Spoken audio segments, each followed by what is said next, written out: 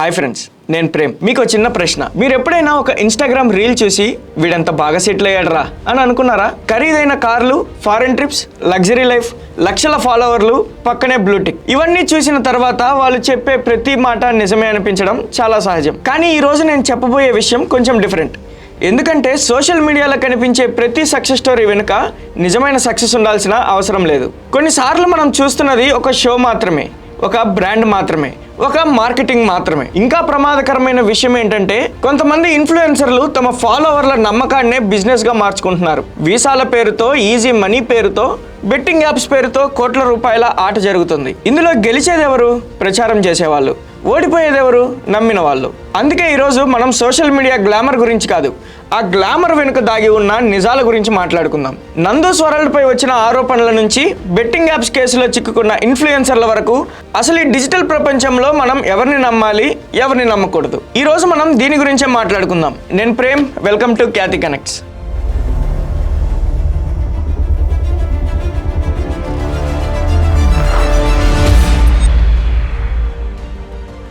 సామాజిక మాధ్యమాలు ఈరోజు ప్రతి ఒక్కరి జీవితంలో ఒక భాగం అయిపోయాయి. ఉదయం లేచినప్పటి నుండి రాత్రి పడుకునే వరకు మనం చూసే ఇన్స్టాగ్రామ్ రీల్స్, యూట్యూబ్ వీడియోలు మన ఆలోచన విధానాన్ని నియంత్రిస్తున్నాయి. ఈ డిజిటల్ ప్రపంచంలో పుట్టుకొచ్చిన వారే సోషల్ మీడియా ఇన్ఫ్లుయెన్సర్లు. లక్షలాది మంది సబ్స్క్రైబర్లు, వేలాది లైకులు ఉన్నారనే ఒకే ఒక్క కారణంతో వారిని దేవుళ్ళుగా భావించే సంస్కృతి ఈ మధ్యకాలంలో యువతలో బాగా పెరిగిపోయింది. వారు ఏ వస్తువును ప్రమోట్ చేసినా, ఏ వ్యాపారాన్ని మంచిదని చెప్పినా కళ్ళు మూసుకొని నమ్మేస్తున్నారు. కానీ ఈ స్క్రీన్ వెనుక పెద్ద పెద్ద మోసాలు, స్కామ్లు దాగి ఉన్నాయనే చేదు నిజాన్ని చాలా మంది ఆలస్యంగా గుర్తిస్తున్నారు. కేవలం వ్యూస్ మరియు భారీ పారితోషికాల కోసం తమను ప్రాణంగా ప్రేమించే ఫాలోవర్ల జీవితాలను కొందరు ఇన్ఫ్లుయెన్సర్లు ఏ విధంగా బలిపశువులుగా మారుస్తున్నారో రెండు తెలుగు రాష్ట్రాల్లో రోజు రోజుకు వెలుగులోకి వస్తున్న క్రిమినల్ కేసులే దానికి సజీవ సాక్ష్యాలు. ఈ రంగుల ప్రపంచం వెనుక ఉన్న చీకటి కోణాలను, బాధితుల అసలు వాంగ్మూలాలను తెలుసుకోవడం ఈ రోజు ప్రతి ఒక్కరికి అత్యంత అవసరం. తెలుగు రాష్ట్రాల్లో ఇన్స్టాగ్రామ్ కప్పులుగా లండన్ మరియు గుంటూరు ప్రాంతాల నుండి వీడియోలు చేస్తూ లక్షలాది మంది అభిమానాన్ని సంపాదించిన నందూస్ వరల్డ్ ఛానల్ నిర్వాహకులు రామనందన, ఆమె భర్త జాగర్లమూడి మధుకర్లపై తాజాగా నమోదైన వీసా మరియు ఉద్యోగాల మోసం కేసు రాష్ట్ర వ్యాప్తంగా సంచలనం సృష్టించడం మనం చూసాం. ఎన్టీఆర్ జిల్లా ఇబ్రహీంపట్నం పోలీస్ స్టేషన్లో నమోదైన ఈ కేసు వివరాల ప్రకారం కొత్తూరు గ్రామానికి చెందిన మామిళ్లపల్లి శివక్రాంతి కుమార్ అనే యువకుడు తాను మోసపోయిన తీరును పోలీసులకు ఇచ్చిన అధికారిక ఫిర్యాదులో క్షుణ్ణంగా వివరించారు. బాధితుడు శివక్రాంతి కుమార్ తన స్టేట్మెంట్ లో ఏం చెప్పారంటే, తాను లండన్ లో చదువుకుంటున్న సమయంలో జాగర్లమూడి మధుకర్ పరిచయం అయ్యాడు. యూకేలో తన వీసా గడువు ముగిసిపోవడానికి సిద్ధంగా ఉన్న తరుణంలో మధుకర్ తనకు సహాయం చేశానని నమ్మబలికాడు. తమకు భారతదేశంలోని గుంటూరు, విజయవాడ, హైదరాబాదులలో డెస్టినీ కన్సల్టెన్సీ అనే సంస్థ ఉందని, దాని ద్వారా యూకే వీసా రెన్యువల్స్ తో పాటు బ్రిటన్ ప్రభుత్వ నిబంధనల ప్రకారం లీగల్ గా ఉండే సర్టిఫికేట్ ఆఫ్ స్పాన్సర్షిప్ ఇప్పిస్తానని, అలాగే తన భార్యకు కూడా యూకేలో మంచి ఉద్యోగ అవకాశం కల్పిస్తానని మధుకర్ గట్టి హామీ ఇచ్చాడు. యూట్యూబ్ లో వీరికి ఉన్న లక్షలాది మంది ఫాలోవర్ల క్రేజ్, సెలబ్రిటీల హోదాను చూసి శివక్రాంతి కుమార్ వాళ్ళ మాటలను పూర్తిగా నమ్మేశారు. మధుకర్ మరియు ఆయన తండ్రి మోహన్ రావుల ఆదేశాల ప్రకారం 2023లో వేరువేరు విడతలుగా డెస్టినీ కన్సల్టెన్సీకి చెందిన బ్యాంక్ అకౌంట్ లోకి ఏకంగా 15 లక్షల రూపాయల నగదును బదిలీ చేశారు. ఆ తర్వాత మధుకర్ ఒక సర్టిఫికేట్ ఆఫ్ స్పాన్సర్షిప్ పత్రాన్ని శివక్రాంతికి పంపించారు. అయితే ఆ పత్రాన్ని పరిశీలించిన బ్రిటన్ ఇమిగ్రేషన్ వర్గాలు అది పూర్తిగా నకిలీ కాగితం అని తేల్చడంతో బాధితుడు తీవ్ర దిగ్భ్రాంతికి గురయ్యాడు. దీనిపై మధుకర్ను నిలదీసి తన డబ్బులు తనకు తిరిగి ఇచ్చేయాలని డిమాండ్ చేయగా నిర్వాహకులు సరిగ్గా స్పందించడం మానేశారు. చాలా గొడవల తర్వాత కేవలం 2 లక్షల రూపాయలు మాత్రమే వెనక్కి ఇచ్చి మిగిలిన 13 లక్షల రూపాయల విషయంలో చేతులెత్తేయడమే కాకుండా కమ్యూనికేషన్ నిలిపివేశారు. దీంతో తాను సర్వస్వం కోల్పోయానని గ్రహించిన శివక్రాంతి కుమార్ బ్యాంకు లావాదేవీల రికార్డులు, వాట్సాప్ చాట్స్ మరియు ఫోన్ కాల్ రికార్డింగ్ల ఆధారాలతో పోలీసులను ఆశ్రయించాడు. శివక్రాంతి కుమార్ ఇచ్చిన ఫిర్యాదు ఆధారంగా ఇబ్రహీంపట్నం పోలీసులు మధుకర్ను మొదటి ముద్దాయిగా, రామనందన్ను రెండవ ముద్దాయిగా మరియు మోహన్ రావును మూడో ముద్దాయిగా చేరుస్తూ కేసు నమోదు చేశారు. ఈ స్కామ్ విలువ క్షేత్రస్థాయిలో 50 నుండి 100 మంది బాధితులతో దాదాపు 10 నుండి 20 కోట్ల రూపాయల వరకు ఉండే అవకాశం ఉందని సామాజిక మాధ్యమాలలో పెద్ద ఎత్తున చర్చలు నడుస్తున్నాయి. అయితే ఈ తీవ్రమైన ఆరోపణలపై ఇన్ఫ్లుయెన్సర్ రామనందన్ తన యూట్యూబ్ ఛానల్ వేదికగా ఒక ప్రత్యేక వీడియో ద్వారా స్పందిస్తూ ఈ ఆరోపణలను పూర్తిగా ఖండించారు. తమపై వస్తున్న వార్తలు మరియు ఆరోపణలు ముమ్మాటికి అబద్ధమని ఆమె పేర్కొన్నారు. కొందరు వ్యక్తులు వ్యక్తిగత కక్షలు, అసూయతోనే తమ కుటుంబ ప్రతిష్టను దెబ్బతీయడానికి ఇలాంటి నెగిటివ్ ప్రచారాలు సాగిస్తున్నారని ఆరోపించారు. తమకు ఎలాంటి అఫీషియల్ కన్సల్టెన్సీ లేదా కంపెనీలు లేవని, ఎవరైనా తమ పేర్లను వాడుకొని ఆర్థిక ప్రయోజనాలు పొందాలని చూస్తే మోసపోవద్దని ఆమె కౌంటర్ స్టేట్మెంట్ ఇచ్చారు. ప్రస్తుతానికి ఈ నిందితులిద్దరూ దేశం దాటి యూకేలోనే ఉన్నందున పోలీసులు వీరిపై లుకౌట్ నోటీసులు జారీ చేసి ఇంటర్పోల్ సహాయంతో దర్యాప్తును మరింత వేగం చేశారు. ఆన్లైన్ బెట్టింగ్ మరియు గ్యాంబ్లింగ్ అప్లికేషన్లను ప్రమోట్ చేస్తూ యువత జీవితాలను నాశనం చేస్తున్న వ్యవహారంలో సంభవించిన పరిమాణాలు రెండు తెలుగు రాష్ట్రాలను కుదిపేస్తున్నాయి. హైదరాబాద్ లోని పంజాగుట్ట పోలీస్ స్టేషన్ లో నమోదైన క్రిమినల్ కేసులు టాలీవుడ్ మరియు సోషల్ మీడియా రంగాలలో కలకలం రేపాయి. ఈ కేసులో ప్రముఖ యూట్యూబర్ కత్తిర హర్ష సాయి, టేస్టీ తేజ,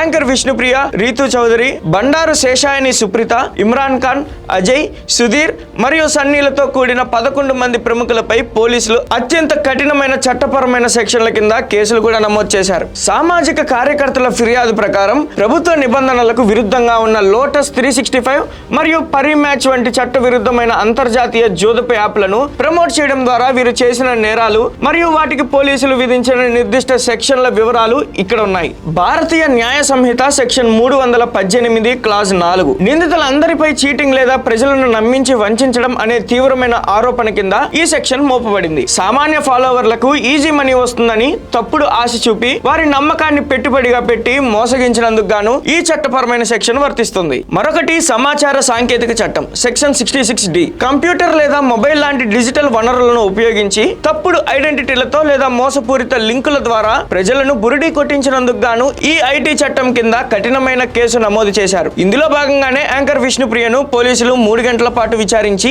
ఆమె ప్రచారానికి వాడిన మొబైల్ ఫోన్ ను అధికారికంగా సీజ్ చేశారు. మరొకటి తెలంగాణ గేమింగ్ చట్టం సెక్షన్లు 3 క్లాజ్ A మరియు 4. రాష్ట్రంలో పూర్తిగా నిషేధించబడిన మరియు చట్ట విరుద్ధమైన ఆన్లైన్ జూదాన్ని సామాన్య ప్రజల్లోకి విస్తృతంగా ప్రమోట్ చేసినందుకు మరియు ఆ యాప్ల నిర్వహణలో కమిషన్ల రూపంలో భాగస్వామ్యులైనందుకు ఈ కఠినమైన గేమింగ్ నిబంధనల కింద కేసులు నమోదు చేశారు. పబ్లిక్ గ్యాంబ్లింగ్ చట్ట నిబంధనలను ఉల్లంఘిస్తూ లక్షలాది మంది యువతను ఆర్థికంగా నష్టపోయేలా ప్రేరేపించడం ఈ నిందితుల ప్రధాన నేరంగా పోలీసులు రికార్డులలో నమోదు చేశారు. ఈ ఇన్ఫ్లుయెన్సర్లు చేసిన తప్పుడు ప్రచారాలను, టెలిగ్రామ్ లింకులను నమ్మి సర్వస్వం కోల్పోయామంటూ పోలీసుల ముందుకు వస్తున్న బాధితుల ఆవేదనలు సమాజానికి ఒక పెద్ద ఐ ఓపెనర్ గా మారుతున్నాయి. పంజాగుట్ట పోలీసుల దర్యాప్తులో భాగంగా విచారణకు హాజరైన యాంకర్ విష్ణుప్రియ ఇచ్చిన స్టేట్మెంట్ లో ఈ బెట్టింగ్ కంపెనీలు ఇన్ఫ్లుయెన్సర్లకు ఏ స్థాయిలో ఆశ చూపుతాయో బయటపెట్టింది. తాను కేవలం 1 నిమిషం పాటు ఆ బెట్టింగ్ యాప్ గురించి మాట్లాడి స్టోరీ పోస్ట్ చేసినందుకు గాను సదరు సంస్థలు తనకు ఏకంగా 90,000 రూపాయల భారీ పారితోషికాన్ని ఆఫర్ చేశాయని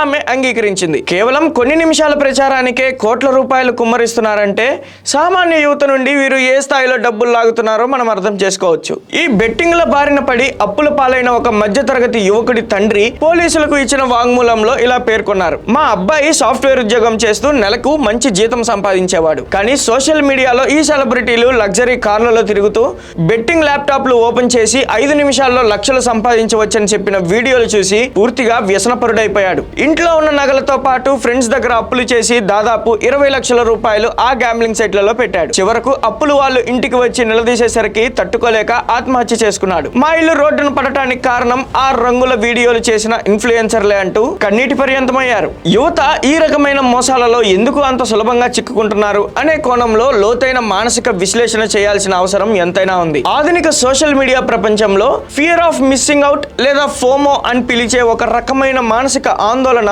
యువతను తీవ్రంగా వేధిస్తుంది. సమాజంలో తన వయసు ఉన్న ఇతరులు లగ్జరీ కార్లలో తిరుగుతూ విదేశీ ప్రయాణాలు చేస్తూ 5 నిమిషాల్లో లక్షలు సంపాదిస్తూ ఎంజాయ్ చేస్తుంటే తాను మాత్రం వెనకబడిపోతున్నాననే తీవ్రమైన అభద్రతా భావాన్ని ఈ రీళ్లు యువతి యువకులలో నూరిపోస్తున్నాయి. ఇన్ఫ్లుయెన్సర్స్ చూపించే ఆడంబర జీవితం ఒక రకమైన ఈజీ మనీ మైండ్ సెట్ ను కల్పిస్తుంది. కష్టపడకుండా కేవలం ఫోన్ లో కొన్ని క్లిక్కులు చేయడం ద్వారా రాత్రికి రాత్రే కోటీశ్వర్లు అయిపోవచ్చనే భ్రమను వారు సృష్టిస్తున్నారు. ఈ మానసిక బలహీనతను ఆసరాగా చేసుకునే బెట్టింగ్ కంపెనీలు, నకిలీ వీసా కన్సల్టెన్సీలు ఇన్ఫ్లుయెన్సర్ల ద్వారా తమ దందాను సాగిస్తున్నాయి. తమ అభిమాన నటుడు లేదా యూట్యూబర్ ఒక విషయాన్ని చెబితే అది 100% నిజమే అని నమ్మే గొర్రెల మంద మనస్తత్వం వల్ల కన్నవారి జీవితకాల కష్టార్జితాన్ని క్షణాల వ్యవధి వ్యవధిలో పరాయి వారి చేతుల్లో పెట్టేస్తూ రోడ్డున పడుతున్నారు. సామాజిక మాధ్యమాలు ఎల్లప్పుడూ ఒక ఇన్ఫ్లుయెన్సర్ కు ఉన్న విశ్వసనీయతను ఎలా కొలుస్తాయి? కేవలం వారి ప్రొఫైల్ పక్కన ఉన్న బ్లూటిక్, వారికి ఉన్న మిలియన్ ఫాలోవర్లు మరియు వారి వీడియోలకు వచ్చే లక్షలాది లైకులను చూసి మాత్రమే. కానీ ఈ రోజు డిజిటల్ మార్కెట్ లో ఇవన్నీ కేవలం కొన్ని వేల రూపాయల ఖర్చు పెడితే లభించే అద్దె వస్తువులని చాలా మందికి తెలియదు.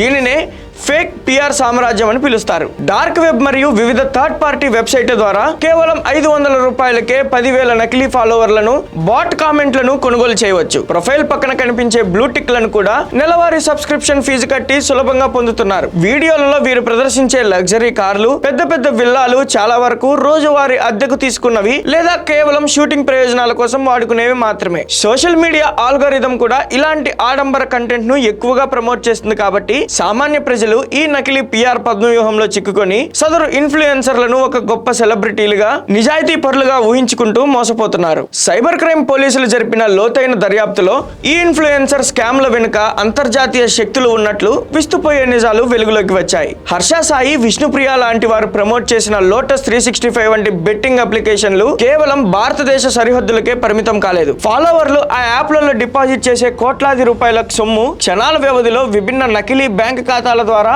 విదేశీ అకౌంట్లలోకి హవాలా రూపంలో తరలిపోతుంది. సైబర్ నేరగాళ్లు క్రిప్టో కరెన్సీని ఉపయోగించి ఈ నల్లధనాన్ని విదేశాలకు బదిలీ చేస్తున్నారు. ఇన్ఫ్లుయెన్సర్లు కేవలం తమ కమిషన్ డబ్బుల కోసమే ఈ దందాలు నడిపిస్తున్నట్లు భావిస్తున్నప్పటికీ ఇది ఏకంగా దేశ ఆర్థిక భద్రతకే ఒక పెద్ద ముప్పుగా మారబోతుంది. చట్టవిరుద్ధమైన ఈ అంతర్జాతీయ నెట్వర్క్ల ద్వారా దేశ సంపద విదేశీ ముఠాల చేతుల్లోకి వెళ్తోందని, అందుకు ఎన్ఫోర్స్మెంట్ డైరెక్టరేట్ సైతం ఈ సెలబ్రిటీల బ్యాంక్ ఖాతాలను నిశితంగా పరిశీలిస్తుందని సమాచారం. ఇంటర్నెట్ వేదికగా సాగే ఈ మోసాలలో బ్యాంక్ ఖాతాలు మరియు సిమ్ కార్డుల పాత్ర అత్యంత కీలకమైనది. పోలీసులు జరిపిన దాడులలో చినంశెట్టి నాగరాకేష్, పొట్టవత్తిని దీపక్ లాంటి ఇన్ఫ్లుయెన్సర్లు డార్క్ వెబ్ ద్వారా వేలాది నకిలీ గుర్తింపు కార్డులను కొనుగోలు చేసినట్లు తేలింది. గ్రామీణ ప్రాంతాల్లో ఉండే అమాయక ప్రజల ఆధార్ కార్డులను, రేషన్ కార్డులను సేకరించి వారికి తెలియకుండానే వందలాది ప్రీ యాక్టివేటెడ్ సిమ్ కార్డులను మరియు నకిలీ బ్యాంక్ అకౌంట్లను అంటే మ్యూల్ అకౌంట్లను సృష్టిస్తున్నారు. బాధితులు పంపే వీసా డబ్బులు లేదా బెట్టింగ్ సొమ్ము నేరుగా ఈ నకిలీ ఖాతాల్లోకి చేరిపోతుంది. అక్కడి నుండి నిమిషాల వ్యవధిలో వేర్వేరు అకౌంట్లలోకి మార్చడం వల్ల పోలీసులు సైతం నిందితులను వెంటనే పట్టుకోవడం కష్టంగా మారుతుంది. కేవలం ఒక ఇన్స్టాగ్రామ్ ఐడి వెనుక ఇంత పెద్ద నకిలీ గుర్తింపు కార్డుల మాఫియా మరియు సిమ్ కార్డ్ నెట్వర్క్ పనిచేస్తుందనే నిజం సామాన్య యువతకు ఒక పెద్ద కనువిప్పు కావాలి. ఇన్ఫ్లుయెన్సర్ల ఇష్టారాజ్యమైన మరియు మోసపూరితమైన ప్రమోషన్ల కట్టడికి భారత వినియోగదారుల రక్షణ శాఖ మరియు advertising standards council of India అత్యంత కఠినమైన నూతన మార్గదర్శకాలను అమల్లోకి తీసుకువచ్చాయి. ఈ చట్టాల ప్రకారం సోషల్ మీడియాలో ఎలాంటి వస్తువును లేదా సేవను ప్రమోట్ చేసినా కొన్ని నిబంధనలు ఖచ్చితంగా పాటించాలి. ఏదైనా బ్రాండ్ లేదా యాప్ నుండి డబ్బు తీసుకొని వీడియోలు చేస్తే సదరు వీడియోపై లేదా పోస్ట్ పై పెయిడ్ పార్ట్నర్షిప్ లేదా ప్రకటన అని వినియోగదారులకు స్పష్టంగా కనిపించేలా పెద్ద అక్షరాలతో రాయడం తప్పనిసరి. ఇక్కడ రెండవది చట్టవిరుద్ధమైన ఆన్లైన్ జూదం, బెట్టింగ్ యాప్స్ మరియు అధికారిక గుర్తింపు లేని ఆర్థిక పథకాలను ప్రమోట్ చేయడం పూర్తిగా నేరం. ఇక మూడవది, ఒకవేళ ఏ ఇన్ఫ్లుయెన్సర్ అయినా ఈ నిబంధనలను ఉల్లంఘిస్తూ తప్పుడు ప్రచారాలు చేస్తే కేంద్ర వినియోగదారుల రక్షణ ప్రాధికార సంస్థ సదరు ఇన్ఫ్లుయెన్సర్ కు ఏకంగా 50 లక్షల రూపాయల వరకు జరిమానా విధించవచ్చు. అంతేకాకుండా ఏ బ్రాండ్ ను కూడా ప్రమోట్ చేయకుండా వారి సామాజిక మాధ్యమ ఖాతాలను శాశ్వతంగా లేదా కొన్ని సంవత్సరాల పాటు నిషేధించే పూర్తి అధికారం ప్రభుత్వానికి ఉంది. ఒకవేళ మీరు ఆన్లైన్ లో లేదా ఇలాంటి ఇన్ఫ్లుయెన్సర్ల ప్రచారాలను చూసి ఆర్థికంగా మోసపోతే కేవలం పోలీస్ స్టేషన్ల చుట్టూనే కాకుండా చట్టపరంగా మీ డబ్బును రికవరీ చేసుకోవడానికి కన్స్యూమర్ కోర్టు ద్వారా బలమైన మార్గాలు అందుబాటులో ఉన్నాయి. వినియోగదారుల రక్షణ చట్టం ప్రకారం ఇన్ఫ్లుయెన్సర్ ను కూడా ఒక సేవా ప్రదాతగా పరిగణించవచ్చు. ఇందులో స్టెప్ 1 ఏంటంటే మీరు మోసపోయినట్లు గ్రహించిన వెంటనే సదరు ఇన్ఫ్లుయెన్సర్ చేసిన వీడియో స్క్రీన్ షాట్లు, మీరు డబ్బులు పంపిన బ్యాంకు లావాదేవీల రికార్డులు మరియు వాట్సాప్ చాట్స్ అన్నిటినీ ఒక లీగల్ ఆధారాలుగా భద్రపరచుకోవాలి. ఇక్కడ స్టెప్ 2 వచ్చేసి జాతీయ వినియోగదారుల హెల్ప్ లైన్ పోర్టల్లో లేదా ఈ దాఖిల్ పోర్టల్ ద్వారా ఆన్లైన్లోనే సదరు ఇన్ఫ్లుయెన్సర్ మరియు ఆ కంపెనీపై అధికారికంగా ఫిర్యాదు నమోదు చేయవచ్చు.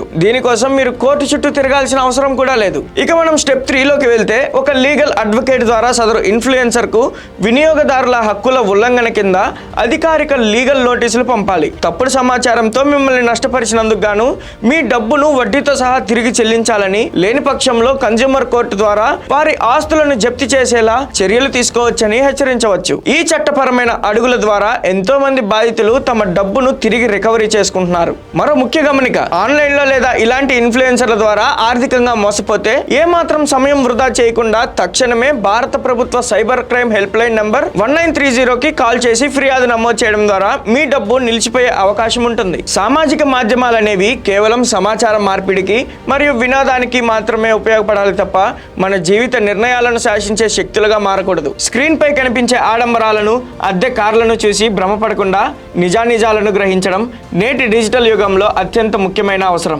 ఇన్ఫ్లుయెన్సర్లు చెప్పే ప్రతి మాట వెనుక వారి సొంత ఆర్థిక ప్రయోజనాలు ఉంటాయనే ప్రాథమిక సత్యాన్ని యువత ఎల్లప్పుడూ గుర్తుంచుకోవాలి. ఏ వస్తువునైనా కన్సల్టెన్సీనైనా ఎంచుకునే ముందు వాటి ప్రభుత్వ గుర్తింపు పత్రాలను స్వయంగా పరిశీలించడం ముఖ్యం. ప్రస్తుతం తెలుగు రాష్ట్రాల్లో సంచలనం సృష్టిస్తున్న ఈ ఇన్ఫ్లుయెన్సర్ల కేసులపై మరియు కేవలం లైకులు చూసి గుడ్డిగా నమ్మే ఈ ప్రమాదకరమైన ధోరణిపై మీ అభిప్రాయాన్ని కింద కామెంట్స్లో తప్పకుండా తెలియజేయండి. మరిన్ని లేటెస్ట్ అప్డేట్స్తో మళ్ళీ కలుద్దాం. Until then, signing off, keep watching Khyati connects.